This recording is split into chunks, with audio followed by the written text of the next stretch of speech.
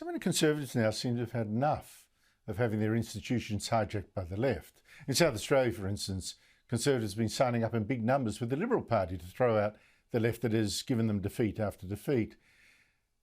When will Conservatives just do the same to the Liberals in Victoria and New South Wales, please? But now something even more dramatic in the Anglican Church, the second biggest church in the country, 10% of Australians. A lot of Anglicans have thought their church has gone too far to the left as well, and not just here but overseas. And some last week broke away and set up effectively their own church called the Diocese of the Southern Cross. They swore in their former Anglican Archbishop of Sydney, Davies, as their first bishop. Joining me is a long-time Anglican priest, Mark Durie, an author, the founding director of the Institute for Spiritual Awareness, and a senior research fellow at the Melbourne School of Theology.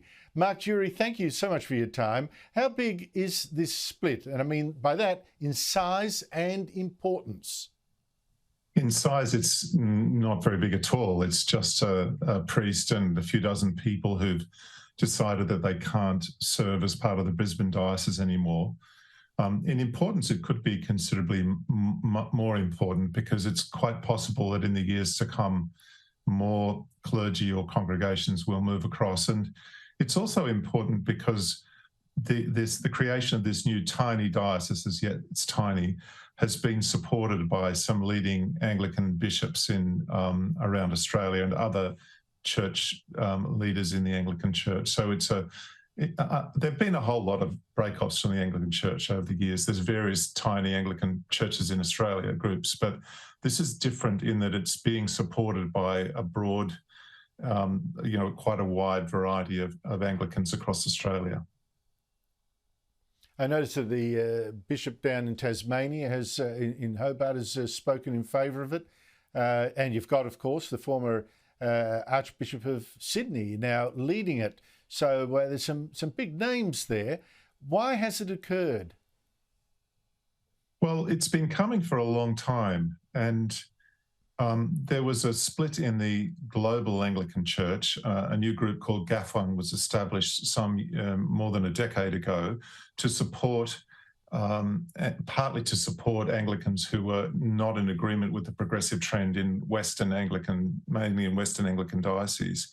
So GAFON's been quite active in Australia, and it's a different global communion, as it were, in contrast to the one based in Canterbury. It's a competing sense of global Anglican identity. And this group, which Glenn Davies was very involved in, and his predecessor too in the Diocese of Sydney, has been getting itself ready over some years for the time to come when there would be Anglicans who could no longer, in good conscience, continue in progressive dioceses. So they've been preparing for this for quite some time. And the issues, include same-sex marriage? I've seen that mentioned. What else? I think it's under the general heading of accepting the authority of the Bible. So the same-sex marriage is the trigger. So in dioceses that have been blessing same-sex marriages, or who might move towards authorising them, that's not happened yet. Still at the present time, the Australian Anglican Church all over Australia accepts that marriage is between a man and a woman. That hasn't changed yet, but it's clearly there are dioceses moving in that direction, and this has been set up to help people who find themselves in good conscience not able to go in that direction. So, but it's a whole set of different issues. It's really to do with whether you accept, I believe, whether you accept the authority of the Bible and 2,000-year-old tradition of understanding human sexuality through the Bible's eyes, and that's something that that many Anglicans are unwilling to budge on.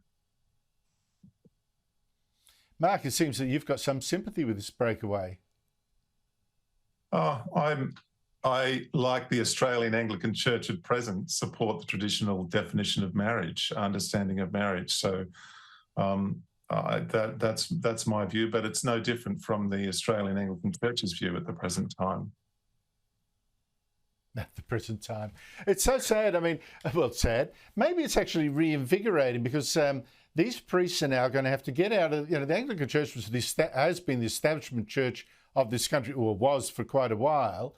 They're going to have to leave their handsome churches and all that, they're hallowed by time, and find their own digs. I saw one priest on the weekend took many of his old congregation to pray in an RSL club in Queensland. Sounds to me this could actually be a spark, give more enthusiasm suddenly, like the Pentecostal movement has found. Yes, I think the Pentecostal church has grown to be, in terms of worshippers each Sunday, now it is actually the second largest grouping of Australian Christians in terms of active Christians in church. And I'm sure that they grew a lot of their congregations in school halls and RSL clubs, but certainly Peter Palmer, who's the minister in Brisbane that's triggered this, he quit his job and he has got a job as a bus driver, and he's running his services in the local RSL call. So people have joined him. He's left his property behind. The Diocese of the Southern Cross, for others that would join them, they will have to walk away from their Gothic buildings and their property, and it's a challenging thing to do, to walk away from that security after years of being part of that system. Well, that is a man with the courage of his convictions. Whether people agree with him or not, or I just think that's guts. Good on him. Mark Durie, thank you so much for your time.